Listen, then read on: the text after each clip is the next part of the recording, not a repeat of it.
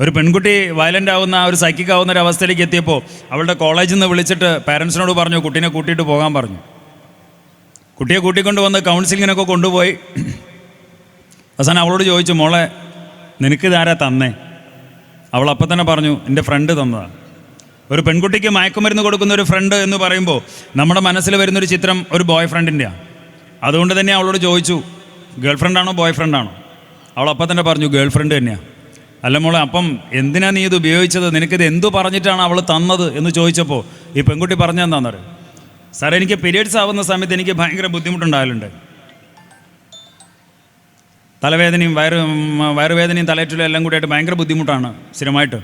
ചില സമയത്ത് ഞാൻ അങ്ങനെ കോളേജിൽ പോകാറില്ല. ആ സമയത്ത് ഒരിക്കൽ ക്ലാസ്സിൽ വെച്ച് എനിക്കിങ്ങനെ ഒരു ബുദ്ധിമുട്ടുണ്ടായിട്ട് ഞാൻ എൻ്റെ ക്ലാസ്സിൽ കിടക്കുമ്പോൾ എൻ്റെ ഫ്രണ്ട് വന്നിട്ട് ചോദിച്ചു എന്നോട്, എന്താ കാര്യം? ഞാൻ അവളോട് കാര്യം പറഞ്ഞു, എനിക്കിങ്ങനെ സ്ഥിരമായിട്ട് ബുദ്ധിമുട്ടുണ്ടാകാറുണ്ട്. അപ്പോൾ അവളുടെ ഫ്രണ്ട് പെട്ടെന്ന് എന്താ പറഞ്ഞെന്നറിയോ? ഇതൊക്കെ എല്ലാവർക്കും ഉള്ളതാണ്, എനിക്ക് മാത്രമുള്ളതൊന്നുമല്ല, എനിക്കും വേദനയും കാര്യങ്ങളൊക്കെ ഉണ്ട്, ഇതിനൊക്കെ മരുന്നുണ്ടല്ലോ, ഞാൻ മരുന്ന് കുടിക്കലുണ്ട്, എനിക്കാരും മരുന്നൊന്നും പറഞ്ഞെന്നില്ലേ, ഇതാണ് ഞാൻ കുടിക്കണ മരുന്ന്, ഇതൊന്ന് കുടിച്ചു നോക്കുമെന്ന് പറഞ്ഞു. അവളത് വാങ്ങി കുടിക്കുകയും ചെയ്തു. കുടിച്ചപ്പോൾ നല്ല സുഖമുണ്ടായിരുന്നു. ഒരു തവണ കുടിച്ചാൽ അങ്ങനെ സുഖമുണ്ടെങ്കിൽ പിന്നെ എന്താ ഉണ്ടാവുക? അടുത്ത മാസം അതേ സമയമായപ്പോൾ അവൾ വീണ്ടും അവളുടെ ഫ്രണ്ടിനെ തേടി ചെന്നു. അന്നത്തെ മരുന്ന് കയ്യിലുണ്ട്. 1-2 തവണ ഉപയോഗിച്ച് കഴിഞ്ഞാൽ പിന്നത്തെ കാര്യം ഞാൻ പറയണ്ടല്ലോ. നമ്മുടെ മക്കളിലേക്ക് ഏതൊക്കെ രീതിയിലാണ് മയക്കുമരുന്നുകൾ എത്തുന്നത് എന്ന് നമുക്ക് പറയാൻ പോലും പറ്റാത്തൊരവസ്ഥ. ലൈംഗിക ഉത്തേജനത്തിന് വേണ്ടി മയക്കുമരുന്ന് ഉപയോഗിക്കുന്നവരുടെ എണ്ണം അതിഭീകരമായ രീതിയിൽ, അത് ആൺ പെൺ വ്യത്യാസമില്ലാതെ കൂടി വരുന്നു എന്നുള്ളത്. ഇഷ്ടംപോലെ വാർത്തകൾ നമ്മൾ വായിക്കുന്നുണ്ട്. ഭർത്താവിനെയും മക്കളെ ഉപേക്ഷിച്ച് പരപുരുഷന്മാരോടൊപ്പം പോകുന്ന ഭാര്യമാർ, ഭാര്യയും മക്കളെ ഉപേക്ഷിച്ച് പര സ്ത്രീകളോടൊപ്പം പോകുന്ന ഭർത്താക്കന്മാർ. ഇങ്ങനെയൊരു വാർത്ത ഇന്ന് നമ്മുടെ മുന്നിൽ, നമ്മുടെ തൊട്ട അയൽവാസിയായിട്ടുള്ള ആരെങ്കിലും ആളിങ്ങനെ പോയിന്ന് കണ്ടാൽ ഇത്രയും പ്രായത്തിലുള്ള നമ്മൾ പോലും പറയും, അവനെ കൊണ്ട് പറ്റായിട്ട് അവൾ പോയി, അല്ലെങ്കിൽ അവളെ കൊണ്ട് പറ്റായിട്ട് അവൻ പോയി. അവിടെ ഒരൊറ്റ കാരണം മാത്രം നമ്മൾ കാണുന്നുള്ളൂ, സെക്സ് എന്നൊരു കാര്യം മാത്രമാണ്. ഭാര്യയും ഭർത്താവും തമ്മിലുള്ള 2 വ്യക്തികളാണെന്നും അവർക്കിടയിലുള്ള മാനസിക പൊരുത്തക്കേടുകളൊന്നും നമ്മൾ പോലും ചിന്തിക്കുന്നില്ല. അതുകൊണ്ട് തന്നെ കല്യാണപ്രായത്തിലേക്ക് എത്തുന്ന യുവതി യുവാക്കളുടെ മനസ്സിലൊരു തെറ്റിദ്ധാരണ വരുന്നുണ്ട്. എന്ത്? എനിക്കെൻ്റെ ഭാര്യയെ ഭർത്താവിനെ തൃപ്തിപ്പെടുത്താൻ പറ്റിയില്ലെങ്കിൽ അവരാരുടെയും കൂടെ പോവും. അപ്പോൾ അതിനെന്ത് വേണം? തൃപ്തിപ്പെടുത്തണം. അതിനെന്താ വേണ്ടേ? ഉത്തേജനം. അതിനെന്താ വേണ്ടേ? മയക്കുമരുന്ന്. നല്ല ഉത്തേജനമാണ്. ഇന്നത്തെ ഒരു ആവശ്യം മാത്രമാണല്ലോ നമ്മുടെ ആളുകൾക്ക് ആവശ്യം. നാളെ ഞാൻ എന്താകും എന്നുള്ളൊരു ചിന്ത നമ്മുടെ കുട്ടികൾക്ക് വരുന്നില്ല എന്നുള്ളതാണ് സത്യം. ഇനി എന്നെ കേൾക്കുന്ന കുട്ടികളോട് 2 കാര്യം, അത് അവരുടെ സൗഹൃദങ്ങളെക്കുറിച്ചും അവരുടെ പ്രണയത്തെക്കുറിച്ചുമാണ്. രണ്ടും പറയാതെ പോകാൻ വയ്യ. ഒരു കാലത്ത് സൗഹൃദവും പ്രണയവും ഒക്കെ ലഹരിയായിരുന്നു. പക്ഷേ എന്തോ ഇന്ന് ഇത് രണ്ടും ലഹരിക്ക് വേണ്ടി മാത്രമാണോ എന്നൊരു ചിന്ത ഞങ്ങൾക്ക് പോലും തോന്നി തുടങ്ങിയിട്ടുണ്ട്. എന്നോട് ചോദിക്കുകയാണ്, സാറിൻ്റെ ജീവിതത്തിൽ ഏറ്റവും വലിയ ശക്തി എന്താണെന്ന് ചോദിച്ചാൽ ഒരു സംശയമില്ലാണ്ട് ഞാൻ പറയും, എൻ്റെ സൗഹൃദങ്ങളാണ് എൻ്റെ ശക്തി, എൻ്റെ കൂട്ടുകാരാണ് എൻ്റെ ശക്തി. പക്ഷേ അങ്ങനെയുള്ള ഞാൻ ഇന്ന് സ്കൂളുകളും കോളേജുകളും നടന്ന് പറയുന്നൊരു കാര്യമുണ്ട് നമ്മുടെ മക്കളോട്, ഇവിടെ ഇരിക്കുന്ന കുട്ടികളോടും ഞാൻ പറയുന്നു, സൂക്ഷിക്കണം നിങ്ങളുടെ കൂട്ടുകാരെ. അങ്ങനെ പറയുന്നത് താല്പര്യം ഉണ്ടായിട്ടൊന്നുമല്ല, ഇഷ്ടമുണ്ടായിട്ടുമല്ല. പക്ഷെ അങ്ങനെ പറയിപ്പിക്കുന്നത് ഞങ്ങളുടെ അനുഭവങ്ങളാണ്. അവിടെയാണല്ലോ പ്രശ്നം. ഒരു ഹയർ സെക്കൻഡറി സ്കൂളിൽ +2 പഠിക്കുന്ന 2 കുട്ടികളുടെ കയ്യിൽ നിന്ന് 8 പാക്കറ്റ്, 2 പെൺകുട്ടികളുടെ കയ്യിൽ നിന്ന് 8 പാക്കറ്റ് ഹാൻഡ്സ് പിടിച്ചു. അവരുടെ ബാഗിൽ നിന്ന് 8 പാക്കറ്റ് ഉണ്ടായിരുന്നു. അപ്പോൾ തന്നെ ടീച്ചർ അവരോട് ചോദിച്ചു, നിങ്ങൾ ഉപയോഗിക്കാറുണ്ടോ? ഇല്ല സാറേ. പിന്നെന്താ, നിങ്ങൾ എവിടെന്നെങ്കിലും വാങ്ങിക്കൊണ്ടോട്ട് കൊടുക്കുകയാണോ നമ്മുടെ പിള്ളേർക്ക്? ടീച്ചർ എന്താ പറഞ്ഞു? സാർ അങ്ങനെയൊന്നുമില്ല. പിന്നെ ഇത് ആരതാ? അവരുടെ തന്നെ ക്ലാസ്സിലുള്ള 3 ആൺകുട്ടികളുടെ പേര് പറഞ്ഞു, ഈ 2 പെൺകുട്ടികളും. സാറേ അത് ഇന്ന ആൾക്കാരതാ സാറേ. അല്ല, അപ്പോൾ നിങ്ങളിത് എന്തായാലും ഉപയോഗിക്കുന്നില്ല, നിങ്ങൾക്ക് എന്തായാലും ഇത് വേണ്ട, പിന്നെ ഇത് എന്തിനാണ് നിങ്ങൾ വാങ്ങി ബാഗിൽ വെച്ചതെന്ന് ചോദിച്ചപ്പോൾ ആ 2 പെൺകുട്ടികളും പറഞ്ഞൊരു കാര്യമുണ്ട്, സാറേ അത് പിന്നെ അവർ ഞങ്ങളുടെ ഫ്രണ്ട്സ് അല്ലേ സാറേ, അവർ ഞങ്ങളുടെ ഫ്രണ്ട് അല്ലേ സാറേ. അപ്പോൾ നമുക്ക് ചോദിക്കാമല്ലോ, ആരാണ് ഫ്രണ്ട്? എന്താണ് സൗഹൃദം? രക്ഷിതാക്കൾ അറിയാതെ, ടീച്ചേഴ്സ് അറിയാതെ ഇങ്ങനെയുള്ള ലഹരി വസ്തുക്കൾ കൊണ്ടുതരുന്ന, സാറേ ഓൻ്റെ ചങ്കാണ് സാറേ, തേനൊലിക്കാണ് പറയുമ്പോൾ ഓളിൻ്റെ ബെസ്റ്റിയാണ് സാറേ. ചങ്കും ബെസ്റ്റിയും സൗഹൃദവും സുഹൃത്തും എല്ലാത്തിനും അർത്ഥം ഒന്നേ ഉള്ളൂ, അടിസ്ഥാനമായിട്ടൊരു ഒറ്റ അർത്ഥമേ ഉള്ളൂ, നമുക്ക് നല്ലത് വരണമെന്ന് ആഗ്രഹിക്കുന്ന ഒരാൾ. അങ്ങനെ ഒരാളാണോ നിങ്ങളുടെ കൂട്ടുകാർ എന്നൊന്ന് ആലോചിച്ച് നോക്കുക. അവിടെയാണല്ലോ ഇതിൻ്റെ ഒരു പ്രശ്നവും. പക്ഷേ ഇന്ന് 4 ആൾ കൂടുമ്പോഴേക്കും നമ്മൾ ആദ്യം പറയുന്നത് എന്താ? നീ ഇതാരോടെങ്കിലും പറയോ? ഇല്ല, ഞാനും പറയില്ല. അപ്പോൾ പിന്നെ വേറെ ആരും അറിയില്ലല്ലോ, എന്നാൽ പിന്നെ കുഴപ്പമൊന്നുമില്ല. അവിടെയാണ് പ്രശ്നവും. ഇനി ചെറിയ മക്കളുടെ സൗഹൃദം മാത്രമൊന്നുമല്ല, മുതിർന്ന സൗഹൃദങ്ങളും ഭയങ്കര രസമാണ്. 4 ആൾ കൂടണമെങ്കിൽ കുപ്പിയില്ലാതെ എങ്ങനെ എന്ന് ചിന്തിക്കുന്ന സൗഹൃദങ്ങളാണ് ഒട്ടുമിക്ക ആളുകളും മുതിർന്ന ആളുകളുടെ സൗഹൃദങ്ങൾ. അവർക്കിടയിൽ ഒരു കല്യാണം, നമ്മുടെ നാട്ടിലൊരു കല്യാണം തീരുമാനിക്കുമ്പോൾ ആദ്യം തീരുമാനിക്കുന്നത് കുപ്പിയുടെ എണ്ണമാണ് പലപ്പോഴും. എന്തിനാണ്? അതില്ലെങ്കിൽ ചങ്ങായിമാരെ കിട്ടൂല സാറേ, എല്ലാവരും പറയാറുള്ളൊരു കാര്യമാണ്. അവിടെ പിന്നെ എവിടെയാണ് സൗഹൃദം അങ്ങനെയുള്ളവർക്കിടയിൽ?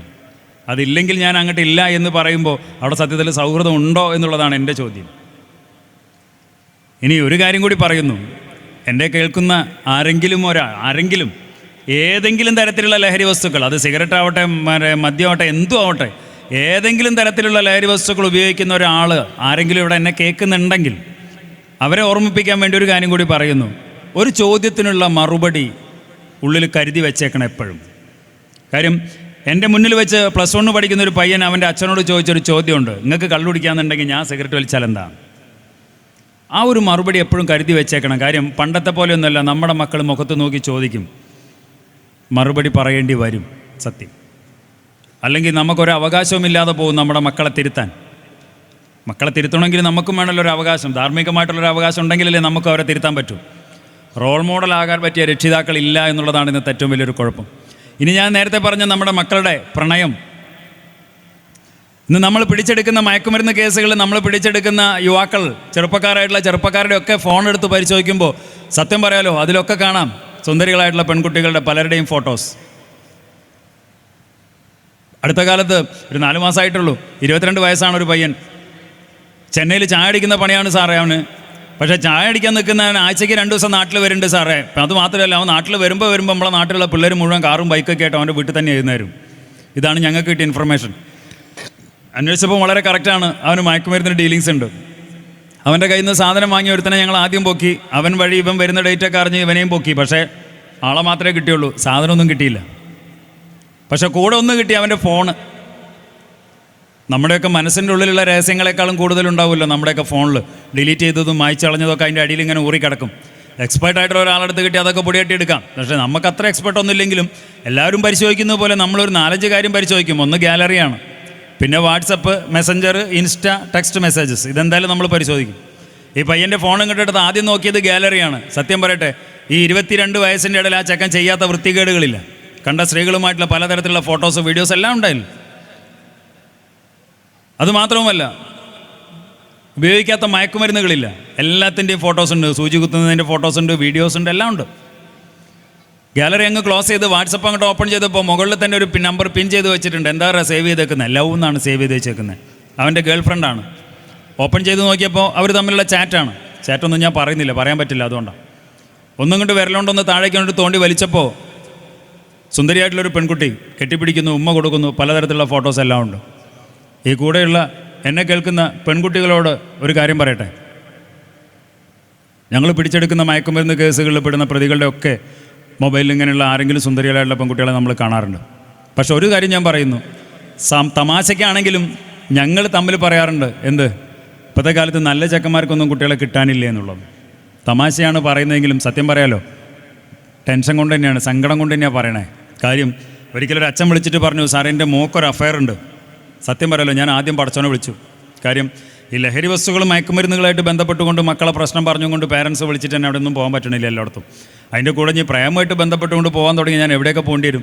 ഞാൻ അതന്നെ അവരോട് ചോദിച്ചു, അതിന് ഞാൻ എന്ത് ചെയ്യാനാ സാറേക്ക് ചെറിയൊരു സഹായം ചെയ്യുമെന്ന് ചോദിച്ചു. ഞാൻ എന്താ നിങ്ങളെ പ്രശ്നം, ജാതി മതമൊക്കെ വേറെയാണോ? സാറേ എൻ്റെ മോള് ഞാൻ ആരെ കിട്ടിയാലും എനിക്ക് കുഴപ്പമൊന്നുമില്ല, ജാതി മതമൊന്നും എനിക്ക് പ്രശ്നമല്ല സാറേ. ഞാൻ ചോദിച്ചു, അതെന്താ സാറേ? ഞാനും ഓളും പ്രേമിച്ച് കല്യാണം കഴിച്ചാൽ അപ്പോൾ അത് കഴിഞ്ഞു. അപ്പോൾ ഞാൻ പിന്നെ ചോദിച്ചു, എന്താ നിങ്ങളെ മോന് ചെക്കൻ്റെ ഈ പയ്യനെന്താ പണിയൊന്നും ഇല്ലായിട്ടാണോ? അപ്പോൾ അയാൾ വീണ്ടും പറഞ്ഞു, സാറേ ഓന് പണിയൊന്നുമില്ലെങ്കിൽ എനിക്ക് കുഴപ്പമൊന്നുമില്ല. ഞാൻ ചോദിച്ചു, അതെന്താ അങ്ങനെ? സാറേ ഞാനായിട്ടൊന്നും ഉണ്ടാക്കിയില്ലെങ്കിൽ എൻ്റെ കാരണന്മാരായിട്ട് എനിക്ക് ഉണ്ടാക്കിയിട്ടുള്ള കുറേ സ്വത്തുക്കളുണ്ട്. എനിക്ക് ആകെ ഒരൊറ്റ മോളേ ഉള്ളൂ. അതിനിപ്പോൾ പാതി കൊടുത്താൽ പോലും അത് മതി ഓക്കെ ആയുഷ്കാലം ഓളെ കുടുംബത്തിനുള്ളത്. ഞാൻ വീണ്ടും ചോദിച്ചു, പിന്നെ ഇപ്പോൾ ഇവിടെ പ്രശ്നമൊന്നും ഇല്ലല്ലോ, എന്നാൽ പിന്നെ കഴിച്ചു കൊടുത്തൂടെ? സാറേ ഞാൻ നിങ്ങളെ വാട്സപ്പിലേക്ക് ഒരു ഫോട്ടോയും അഡ്രസ്സ് അയച്ചിട്ടുണ്ട്, സാറേ നിങ്ങൾ അവനെ പറ്റി ഒന്ന് അന്വേഷിക്കുമോ സാറേ? ഞാൻ നാളെ നിങ്ങളെ വിളിക്കാം. അത് പറഞ്ഞ് ഫോണങ്ങ് കട്ട് ചെയ്തു, ഒന്നും പറയാൻ സമ്മതിച്ചില്ല. വാട്സപ്പ് അങ്ങോട്ട് ഓപ്പൺ ചെയ്ത് ഫോട്ടോ ഡൗൺലോഡ് ചെയ്ത് നോക്കിയപ്പോൾ എവിടെയോ കണ്ട് പരിചയമുണ്ട്. അഡ്രസ്സ് നോക്കിയപ്പോൾ കറക്റ്റ് ഞാൻ തന്നെ പിടിച്ചിട്ടുണ്ട് കഞ്ചാവായിട്ട്. ഞാൻ അപ്പം തന്നെ നമ്മുടെ ഓഫീസിലേക്ക് വിളിച്ചു, ഞങ്ങളുടെ സഹപ്രവർത്തകനെ വിളിച്ചിട്ട് അവൾക്ക് ഈ ഫോട്ടോ അഡ്രസ്സ് അയച്ചു കൊടുത്തിട്ട് അവളോട് പറഞ്ഞു, നമ്മുടെ എക്സൈസിൻ്റെ സൈറ്റിൽ കയറിയിട്ട് ഇയാളുടെ പേരിൽ നമ്മുടെ എക്സൈസിൽ എത്ര കേസുണ്ട് നോക്കാൻ. ഞങ്ങൾ തന്നെ 4 കേസുണ്ട്, 4 ചെറിയ ചെറിയ കേസാട്ടോ, ദോഷം പറയും, ഇതൊക്കെ ചെറിയ ചെറിയ കേസാണ്. വലിക്കും, കഞ്ചാവ് വലിച്ചതിൻ്റെയും കഞ്ചാവ് പിടിച്ചതിൻ്റെയൊക്കെ ആയിട്ട് ചെറിയ ചെറിയ കേസ് ജാമ്യം ഇറങ്ങിപ്പോയി കഴിഞ്ഞിട്ടുണ്ട്. പക്ഷേ അതിൻ്റെ കൂടെ തന്നെ എൻ്റെ സഹപ്രവർത്തക ഒരു കാര്യം കൂടി എന്നോട് പറഞ്ഞു, സാറേ നിങ്ങൾ പോലീസ് സ്റ്റേഷനിലേക്ക് ഒന്ന് വിളിച്ചിട്ട് ഇവനെ പറ്റി ഒന്ന് ചോദിച്ചാളി, വേണം അത്യാവശ്യം എന്തെങ്കിലും ആണെങ്കിൽ. ഞാൻ ചോദിച്ചു, എന്താ കാര്യം? സാർ ഒരു 2-3 മാസം മുമ്പ് പോലീസ് സ്റ്റേഷനിൽ നിന്ന് ഇവനെ പറ്റിയിട്ട് തന്നെയാണെന്നാണ് എൻ്റെ ഒരു ഓർമ്മ. വിളിച്ച് ചോദിച്ചിരുന്നു ഇവനെ പറ്റി എത്ര കേസുണ്ടെന്നൊക്കെ. ഞാൻ നേരെ പോലീസ് സ്റ്റേഷനിൽ എൻ്റെ സുഹൃത്തിനെ വിളിച്ചു അന്വേഷിച്ചു. സംഭവം ശരിയാണ്, 3-3.5 മാസം മുമ്പ് 1.5 കിലോ കഞ്ചാവായിട്ട് റിമാൻഡ് പോയി ഉള്ളിൽ പോയിട്ടുണ്ട് കുറച്ച് ദിവസം. പിന്നെ ജാമ്യത്തിൽ ഇറങ്ങിയതാണ്. ഞാൻ ഈ കേസിൻ്റെ ഡീറ്റെയിൽ ഒക്കെ കളക്ട് ചെയ്തു, ഫോട്ടോസ്റ്റാറ്റ് എടുത്തു, നമ്മുടെ ഓഫീസിലുള്ള ഡോക്യുമെൻറ്റ്സ് ഒക്കെ ഫോട്ടോസ്റ്റാറ്റ് എടുത്തു, ഈ കുട്ടിക്ക് കാണിച്ചു കൊടുക്കാൻ ആലോചിച്ചിട്ട് തന്നെയാണ്. ഞാൻ നേരെ അച്ഛനെ വിളിച്ചു. അച്ഛനെ വിളിച്ചപ്പോൾ തന്നെ അച്ഛൻ ഫോൺ എടുത്തും കൊണ്ട് എന്നോട് ചോദിച്ചു, സാറിന് ആളെ മനസ്സിലായില്ലേ? ഞാൻ പറഞ്ഞാൽ മനസ്സിലായി. സാർ, നിങ്ങൾക്ക് ഓനെ പറ്റി മനസ്സിലായ കാര്യം നിങ്ങളെൻ്റെ മൂക്കൊന്ന് പറഞ്ഞു കൊടുക്കുമോ? ന്യായമായൊരാവശ്യമാണ്. ഞാൻ പറഞ്ഞു വരാം, അതിനെന്താ. ഞാൻ ചോദിച്ചു, നിങ്ങൾ വൈകുന്നേരം ഇപ്പോൾ വീട്ടിലെത്തും? അയ്യോ സാറേ, ഞാനൊരു 8-8:30 ആവും, കുറച്ച് ദൂരെയാണ് പണി. സാറിൽ നിങ്ങൾ ഞായറാഴ്ച വന്നാൽ മതി. ഞായറാഴ്ച എന്ന് പറഞ്ഞാൽ പിന്നെ 4-5 ദിവസമുണ്ട്, ചൊവ്വാഴ്ച ആയിട്ടുള്ളൂ വന്ന് 4-5 ദിവസമുണ്ട്. ഈ ഒരു 4-5 ദിവസം കൊണ്ട് എന്തും നടക്കാമല്ലോ, കുട്ടികളെ മനസ്സല്ലേ, എപ്പോഴും ഇറങ്ങി പോകുമെന്ന് പറയാൻ പറ്റുമല്ലോ. ഞാൻ പറഞ്ഞു, പേടിക്കണ്ട, നമുക്ക് രാത്രി പോകാം, രാത്രി വന്ന് നമുക്ക് ഒന്നിച്ച് പോകാമെന്ന് പറഞ്ഞു. അയാൾ ബൈക്കായിട്ട് വന്നു. അയാളുടെ ബൈക്കിൻ്റെ പിന്നാലെ കയറി 8:30 മണിക്ക് ആ വീട്ടിൽ കയറി ചെല്ലുമ്പോൾ ആ അമ്മയും മകളും മാത്രമേ ഉള്ളൂ, അച്ഛനും കൂടി ഞങ്ങൾ 3 കൂടി ചെന്നു, 2 കൊണ്ട് ചെന്നു. 4 പേരും കൂടി ചുറ്റിയിരുന്നും കൊണ്ട് ഞാൻ ഈ മകൾക്ക് ഞാൻ എൻ്റെ ഓഫീസിലുള്ള ഇതൊക്കെ ഫോട്ടോസ്റ്റാറ്റ് എടുത്ത സാധനങ്ങളൊക്കെ കാണിച്ചു കൊടുത്തു. 1.5 മണിക്കൂറോളം ഞാൻ ഈ കുട്ടീനോട് ഈ പയ്യനെ പറ്റിയുള്ള കാര്യങ്ങളൊക്കെ പറഞ്ഞു. ഒരു 1/2 മണിക്കൂറാണ്ട് കഴിഞ്ഞപ്പോൾ പെൺകുട്ടി മുഖത്തേക്ക് ചോദിച്ചു എന്നോട്, നിങ്ങൾക്ക് വേറെ പണിയൊന്നുമില്ലേ സാർ, ഇതൊക്കെ ഇപ്പോൾ എല്ലായിടത്തുള്ളതല്ലേ? സത്യം പറയട്ടെ, അബദ്ധം പറ്റിയത് എനിക്കാണ്. കാര്യം ആ കുട്ടി ഡ്രഗ് അഡിക്റ്റ് ആണ് എന്ന് ഞാൻ മനസ്സിലാക്കിയില്ല എന്നുള്ളതാണ് സത്യം. ഈ പയ്യൻ അവളെ വളച്ചിട്ട് ആദ്യം ചെയ്തത് അവൾക്ക് മയക്കുമരുന്ന് കൊടുത്ത് അവളെ ഇതിന് അഡിക്റ്റ് ആക്കി എന്നുള്ളതാണ്. ഇപ്പോൾ അവൾ അതിൻ്റെ കാരിയറായിട്ട് പോലും നിൽക്കുന്ന ഒരാളെടുത്ത് പോയിട്ട് ഞാൻ ഇങ്ങനെ വേദോതിട്ട് എന്താ കാര്യം? അത് ഞാൻ മനസ്സിലാക്കിയില്ല, അതുകൊണ്ടാണ് പറഞ്ഞ എൻ്റെ തെറ്റാണ്. എനിക്കൊന്നേ പറയാനുള്ളൂ എന്നെ കേൾക്കുന്ന കുട്ടികളോട്, സൗഹൃദമായാലും പ്രണയമായാലും ഞങ്ങളൊന്നിനെതിരൊന്നുമല്ല. പക്ഷേ നിങ്ങളുടെ കൂട്ടുകാരൻ അല്ലെങ്കിൽ കൂട്ടുകാരി ഏത് തരക്കാരനാണ് അല്ലെങ്കിൽ ഏത് തരക്കാരിയാണ് എന്ന് മനസ്സിലാക്കിയില്ലെങ്കിൽ നഷ്ടപ്പെടുന്നത് നിങ്ങൾക്ക് മാത്രമാണ് എന്ന് മനസ്സിലാക്കുക. പക്ഷെ അനുഭവിക്കേണ്ടി വരുന്നത് നിങ്ങളുടെ രക്ഷിതാക്കൾ കൂടിയാണ്. അതിനാണ് ഞങ്ങൾക്കും സങ്കടം. ഉപയോഗിക്കുന്ന ആളുകൾ മാത്രമായിട്ടാണ് നശിച്ചു പോവുകയാണെങ്കിൽ ഇനി അതുകൊണ്ട് പോയിക്കോട്ടെ എന്ന് വിചാരിച്ചാൽ മതി. നമ്മളെ സംബന്ധിച്ച് ആരെങ്കിലും വിളിക്കുമ്പോൾ അത് ഓർക്കെന്തെങ്കിലും ആയിക്കോട്ടെ എന്ന് വിചാരിക്കാൻ പറ്റുമല്ലോ. ഇത് അതല്ലല്ലോ. വിളിച്ചിട്ട് രക്ഷിതാക്കൾ വിളിച്ച് ഇങ്ങനെ കരച്ചിൽ കേട്ടുകൊണ്ട് കാതൊക്കെ ഇങ്ങനെ തഴമ്പിച്ച് തുടങ്ങിയിട്ടുണ്ട്. ഇപ്പം നമ്പർ മറ്റേ സേവ് ചെയ്യാത്തൊരു നമ്പറിൽ നിന്ന് കോൾ വരുമ്പോൾ നമുക്കൊരു ബേജാറ്, അതിപ്പോൾ ഏതാ അമ്മ ഏതാ അച്ഛനെ വിളിക്കണമെന്ന് ചോദിച്ചും കണ്ടാണ്. സങ്കടമാണ്. പറയുന്നത് അമ്മാരുടെ കാര്യങ്ങളാണ്, ചെറിയ കാര്യങ്ങളൊന്നുമല്ല. വീട്ടിൻ്റെ ഉള്ളിൽ നടക്കുന്ന കാര്യങ്ങൾ നിങ്ങളൊന്നും സ്വപ്നം കാണുന്നതിന് അപ്പുറത്തുള്ള കാര്യങ്ങളിൽ നിന്ന് നമ്മുടെ പല വീടുകളിൽ നടക്കുന്നുണ്ട് എന്നുള്ളതാണ് കാര്യം. അമ്മമാർ വിളിച്ച് സങ്കടം പറയുമ്പോൾ പല ആളുകളോടും ഞങ്ങൾ പറയാറുണ്ട്, നമുക്ക് കുട്ടീനെ കുതിരട്ടത്തേക്ക് കൊണ്ടുപോകാമെന്നാണ്. കാര്യം വയലൻ്റ് ആവുന്ന സൈക്കിക് ആവുന്ന ആളുകളെ നമുക്കൊന്നും ചെയ്യാനില്ലല്ലോ. ഞാൻ ഏകദേശം എനിക്ക് അനുവദിച്ച സമയമായി, അതുകൊണ്ട് തന്നെ ഒരൊറ്റ കാര്യം കൂടി പറഞ്ഞ് ഞാൻ നിർത്തുകയാണ്. ഞാൻ നേരത്തെ ഒരു ചോദ്യം ചോദിച്ചിരുന്നു നിങ്ങളോട്, ലഹരി വസ്തുക്കൾ ഉപയോഗിക്കുന്ന കുട്ടിയെ എന്തു ചെയ്യുന്നുള്ളത്. അടിക്കും ചീത്ത പറയും എന്ന് വെച്ചുകൊണ്ട് നമ്മളവിടെ നിർത്തിയിരുന്നു. ആ ഒരു കാര്യം പറയാതെ പോകാൻ വയ്യ ഇന്നത്തെ കാലത്ത് എന്നുള്ളതാണ് സത്യം. സത്യം പറഞ്ഞാൽ ഒരു കുട്ടി ലഹരി വസ്തു ഉപയോഗിക്കുന്നു എന്ന് അറിഞ്ഞു കഴിഞ്ഞാൽ ഒരു രക്ഷിതാവ് എന്തു ചെയ്യണോ അത് ആരും ചെയ്യുന്നില്ല എന്നുള്ളതാണ് സങ്കടം. എന്തു ചെയ്യരുതോ അതെല്ലാവരും ചെയ്യുന്നു എന്നുള്ളതാണ് ഇന്നത്തെ ഏറ്റവും വലിയൊരു സങ്കടം. കാര്യം ലോകാരോഗ്യ സംഘടന പോലും ഡിക്ലെയർ ചെയ്തിട്ടുണ്ട്, ലഹരിക്ക് അടിമപ്പെടുക എന്ന് പറഞ്ഞാൽ അതൊരു അസുഖമാണ്. അസുഖത്തിന് എന്താ വേണ്ടേ? ചികിത്സയാണ്. ചികിത്സ എങ്ങനെയാണ് കൊടുക്കേണ്ടത്? ചേർത്ത് നിർത്തിക്കൊണ്ട് സ്നേഹത്തോടെ നൽകേണ്ട ചികിത്സ. അതിന് പകരം നമ്മൾ ആദ്യം ചെയ്യുന്നത് 4 അടിയാണ്. ഈ അടി അങ്ങോട്ട് കിട്ടിക്കഴിഞ്ഞാൽ കുട്ടി എന്ത് പറയും? നിങ്ങൾ എന്താച്ചാ ചെയ്തോളി, കണ്ടേ കൂട്ടിക്കോളി എന്ന് പറയും അല്ലേ? പറഞ്ഞാൽ കേൾക്കില്ല. പിന്നെ നമ്മൾ അനുഭവം ഉണ്ടാവുമല്ലോ, നമ്മൾ പറയേണ്ട ആവശ്യമൊന്നുമില്ലല്ലോ. ഇന്ന് ഒട്ടുമിക്ക പേരൻസും നമ്മളെ വിളിക്കുന്നത് എന്തിനാണെന്നറിയോ? സാറേ നിങ്ങളൊന്ന് ഓനെങ്ങനെങ്കിലും ഒന്ന് ആസ്പത്രിയിൽ എത്തിച്ചു തരണം സാറേ, ഞങ്ങൾ പറഞ്ഞിട്ട് കേൾക്കണില്ല, നിങ്ങളാകുമ്പോൾ കാക്കിയൊക്കെ കണ്ട് കുട്ടി പേടിച്ച് വന്നോളും. അതാണ് ഒട്ടുമിക്ക പേരൻസിൻ്റെ ആവശ്യം. വെറുതെയാണ്. കാക്കി കാട്ടി കുട്ടികളെ പേടിച്ചിരുന്ന് നടക്കുന്ന കാര്യമൊന്നുമല്ല. എനിക്കൊന്നേ പറയാനുള്ളൂ, ലഹരിക്ക് അടിമപ്പെടുക എന്ന് പറഞ്ഞാൽ തുടക്കത്തിലാണെങ്കിൽ 4-5 കൗൺസിലിങ്ങിൽ തരേണ്ട ഒരു അസുഖം. സാറേ കൗൺസിലിങ്ങാ? നിങ്ങളെന്താ പറയണത്? പുറത്തറിഞ്ഞാൽ മോശമല്ലേ? പിന്നെ ഓൻ നാളെ എന്താവും? ഓൻ്റെ ഫ്യൂച്ചർ എന്താവും നാളെ? ഓൻ്റെ കുടുംബം, ഞങ്ങളെ നാട്ടുകാരെന്ത് പറയും ഞങ്ങളെയൊക്കെ? അതുമാത്രമല്ല സാറേ, ഞങ്ങളെ തറവാടിന് ചീത്തപ്പേരാവൂലേ? ഇതാണ് ഇന്നത്തെ ഏറ്റവും വലിയൊരു ശാപവും. ഒരിക്കൽ കൂടി പറയുന്നു, തുടക്കത്തിൽ ചെയ്യുകയാണെങ്കിൽ 4-5 കൗൺസിലിങ്ങിൽ തീരേണ്ട ഒരു അസുഖം മാത്രം, അത് ആ സമയത്ത് ചെയ്യുന്നില്ല ഇന്ന്. അതാണ് ഇന്നത്തെ ഏറ്റവും വലിയൊരു ശാപവും. നമ്മുടെ നാട്ടിൽ നിരവധിയായിട്ടുള്ള പ്രശ്നങ്ങൾ നമ്മൾ വായിക്കുന്നു, അക്രമ സംഭവങ്ങളൊക്കെ. എപ്പോഴെങ്കിലും ആലോചിച്ചിട്ടുണ്ടോ ഈ ആളുകളൊക്കെ ഒരു സുപ്രഭാതത്തിൽ മയക്കുമരുന്ന് അടിച്ചിട്ടുണ്ട് ആക്രമിച്ചാണോ? അല്ല, കുറച്ച് മുമ്പ് തുടങ്ങി വന്നിട്ടാണ് ഈ വയലൻ്റ് ആവുന്ന ഒരു അവസ്ഥയിലേക്ക് എത്തുന്നത്. അപ്പോൾ തുടക്കത്തിലേ നമുക്ക് പാളുന്നു എന്നുള്ളൊരു സത്യം. അതുകൊണ്ട് തന്നെ ഇന്ന് നമ്മുടെ കുട്ടികൾ ലഹരി വസ്തുക്കൾ ഉപയോഗിക്കാനുള്ളൊരു സാധ്യത വളരെ അധികമാണ്.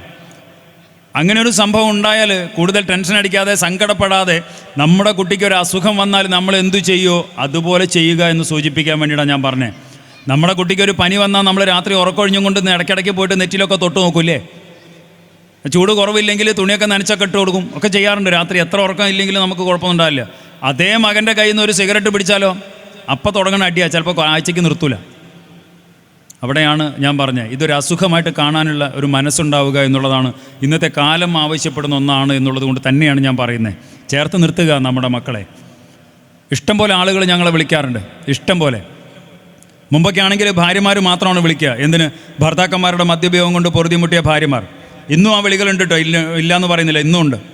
പക്ഷെ അതിനേക്കാളും എത്രയോ മടങ്ങ് വിളികൾ വേറെയാണ്. ആര്? അമ്മ, അച്ഛൻ, ചേട്ടൻ, ചേച്ചി. എന്തിനാ വിളിക്കണേ? ആവശ്യമൊന്നേ ഉള്ളൂ, പഴയ തന്നെയാണ്. സാറേ രക്ഷിക്കണം സാറേ. ആരെന്നാ രക്ഷിക്കണ്ടേ? ആരെയാ രക്ഷിക്കണ്ടേ? ആരെയാ രക്ഷിക്കണ്ടേ എന്നൊരു ചോദ്യത്തിൻ്റെ മറുപടി ഇടക്കാലത്ത് ഒന്ന് മാറിയിരുന്നു. അന്ന് ഞങ്ങളെ വിളിച്ചിരുന്ന രക്ഷിതാക്കളൊക്കെ പറഞ്ഞിരുന്നത്, എൻ്റെ കുട്ടിയെ ലഹരി വസ്തുക്കളുടെ ലോകത്ത് നിന്ന് രക്ഷിക്കണം സാറേ എന്ന് പറഞ്ഞ് കരയുന്ന രക്ഷിതാക്കളായിരുന്നു അന്ന്. ഇന്നിപ്പോൾ വിളികളുടെ എണ്ണം വീണ്ടും കൂടിയിട്ടുണ്ട്. വിളിക്കുന്നത് ആരാണ്? അച്ഛനും അമ്മയും ചേട്ടനും ചേച്ചിയൊക്കെ തന്നെയാണ്. ആവശ്യവും പഴയ തന്നെയാണ്, രക്ഷിക്കണം സാറേ. പക്ഷേ ആരെയാ രക്ഷിക്കേണ്ടത് എന്നൊരു ചോദ്യത്തിൻ്റെ മറുപടി ഇപ്പം വീണ്ടും മാറിയിട്ടുണ്ട്. ഇപ്പോൾ വിളിക്കുന്നവരൊക്കെ പറയുന്നത്, സാറേ ഞങ്ങളെ രക്ഷിക്കണം സാറേ എന്നാ. ആരെന്നാ രക്ഷിക്കണ്ടേ? മക്കളിൽ നിന്ന്, സ്വന്തം മക്കളിൽ നിന്ന് രക്ഷ തേടിക്കൊണ്ട് കരയുന്ന രക്ഷിതാക്കളുടെ നാടായിട്ട് നമ്മുടെ ഈ ഒരു കൊച്ചുനാട് മാറിക്കൊണ്ടിരിക്കുകയാണ്. അങ്ങനെ മാറിക്കൊണ്ടിരിക്കുമ്പോഴും ഇതൊന്നും എന്നെ ബാധിക്കാത്ത പ്രശ്നമാണ്, എനിക്ക് പേടിയാണ്, എൻ്റെ സ്വന്തമാണ്, ബന്ധമാണ്, സുഹൃത്താണെന്നൊക്കെ പറഞ്ഞ് ഇനിയും ലഹരി വസ്തുക്കൾക്കെതിരെ ഒന്നും ചെയ്യാതെ നോക്കി നിൽക്കാനാണ് ഉദ്ദേശമെങ്കിൽ ഒറ്റ മുന്നറിയിപ്പ് തരാൻ വേണ്ടി മാത്രമാണ് വന്നേ. പഠിക്കലെത്തിയിട്ടുണ്ട്. കഴിഞ്ഞൊരു 4-5 വർഷ കാലയളവ് കൊണ്ട് ഇത്രയും മാരകമായ മയക്കുമരുന്നുകൾ നമ്മുടെ നാട്ടിൻപുറങ്ങളിൽ പോലും ഇത്രയും സുലഭമായി എത്തിയിട്ടുണ്ടെങ്കിൽ ചിലപ്പോൾ അത് പടി കടന്ന് നമ്മുടെ വീട്ടിലും എത്തിയിട്ടുണ്ടാവും, അറിയാഞ്ഞിട്ടാണ്. അറിഞ്ഞിട്ട് എത്തിയിട്ട് കൈകാലിട്ട് അടിച്ച് കരയുന്നതിനേക്കാളും നല്ലത് എത്താതിരിക്കാൻ വേണ്ടത് ചെയ്യുക എന്നുള്ളതാണ്. അതിനെന്താ വേണ്ടതെന്ന് ചോദിച്ചാൽ നേരത്തെ പറഞ്ഞ 2 കാര്യം. ഒന്ന്, ചേർത്ത് നിർത്തുക നമ്മുടെ മക്കളെ. നമ്മൾ അച്ഛനും അമ്മയും മക്കളും എല്ലാവരും കൂടി ചേരുമ്പോൾ നമ്മുടെ വീട്ടിനുള്ളിൽ പൂത്തുലയുന്നൊരു ലഹരിയുണ്ട്, സന്തോഷത്തിൻ്റെ ഒരു ലഹരി. ആ ഒരു ലഹരി പൂത്തുലയുന്നൊരു സ്ഥലമായിട്ട് നമ്മുടെ വീടുകൾ മാറാനുള്ള കാര്യം ചെയ്യുക. 2, എവിടെയൊക്കെ എന്തൊക്കെ ചെയ്യാൻ പറ്റുമോ ലഹരിക്കെതിരെ അതൊക്കെ ചെയ്യുക. ഇതെൻ്റെ ആവശ്യമാണ്. നാട്ടിൽ എവിടെ നടക്കുമ്പോഴും, അത് മഹല്ല് കമ്മിറ്റി നടത്തുകയാണെങ്കിലും രാഷ്ട്രീയ പാർട്ടികളാണെങ്കിലും മതങ്ങളാണെങ്കിലും ക്ലബ്ബുകളാണെങ്കിലും വായനശാലകളും ഒക്കെ ലഹരിക്കെതിരെയുള്ള എന്ത് പരിപാടി നടത്തുമ്പോഴും എൻ്റെ ആവശ്യമാണ്, എൻ്റെ കുട്ടിയുടെ ആവശ്യമാണ് എന്ന് ചിന്തിച്ചുകൊണ്ട് അതിനെ കൂടെ നിൽക്കുക. സാന്നിധ്യം കൊണ്ടെങ്കിലും ശക്തി പകരേണ്ടത് എൻ്റെ ആവശ്യമാണ് എന്നുള്ളൊരു ചിന്ത ഓരോരുത്തരുടെയും മനസ്സിലുണ്ടാവുക എന്നുള്ളത്. അവിടെ ഒരു ഉറപ്പ് ഞാൻ തരുന്നു. നിങ്ങൾ വിളിക്കുമ്പോൾ വിളിപ്പുറത്ത് പാഞ്ഞെത്തും ഞങ്ങൾ എക്സൈസുകാർ എന്നൊന്നും ഞാൻ പറയുന്നില്ല. കാര്യം ഇവിടുത്തെ ഓഫീസെന്ന് പറയുന്നത് പെരിന്തൽമണ്ണയാണെന്ന് തോന്നുന്നു. ഇവിടുത്തെ ഏത് പഞ്ചായത്താണ്? പൊന്മുള പഞ്ചായത്ത്. ഓക്കെ, സ്ഥലം അറിയില്ല, അതുകൊണ്ടാണ്. പൊന്മുള പഞ്ചായത്താണെങ്കിൽ കുറ്റിപ്പുറമാണ്. കുറ്റിപ്പുറത്തുനിന്ന് ഒരു വണ്ടി ഇവിടേക്ക് എത്തണമെന്നുണ്ടെങ്കിൽ എത്ര ദൂരം ഉണ്ടാവും നിങ്ങൾക്കറിയാം. ഇനി കുറ്റിപ്പുറത്തിൻ്റെ അപ്പുറത്ത് വേറെ ഏതെങ്കിലും സ്ഥലത്താണ് ആ വണ്ടി അപ്പം നിൽക്കുന്നതെങ്കിൽ അവരുടെ. അതുകൊണ്ട് തന്നെ വിളിക്കുമ്പോൾ വിളിപ്പുറത്തെത്തുന്നൊന്നും ഞാൻ പറയുന്നില്ല. ഞങ്ങളാകെ വളരെ കുറച്ച് ആൾക്കാരുള്ളൂ എക്സൈസുകാർ. പക്ഷെ ഒരു കാര്യം ഞാൻ പറയുന്നു, വന്നിരിക്കും, വേണ്ട കാര്യം ചെയ്തിരിക്കും, കേട്ടിരിക്കും എന്നൊരു ഉറപ്പിക്ക് തരാൻ പറ്റും.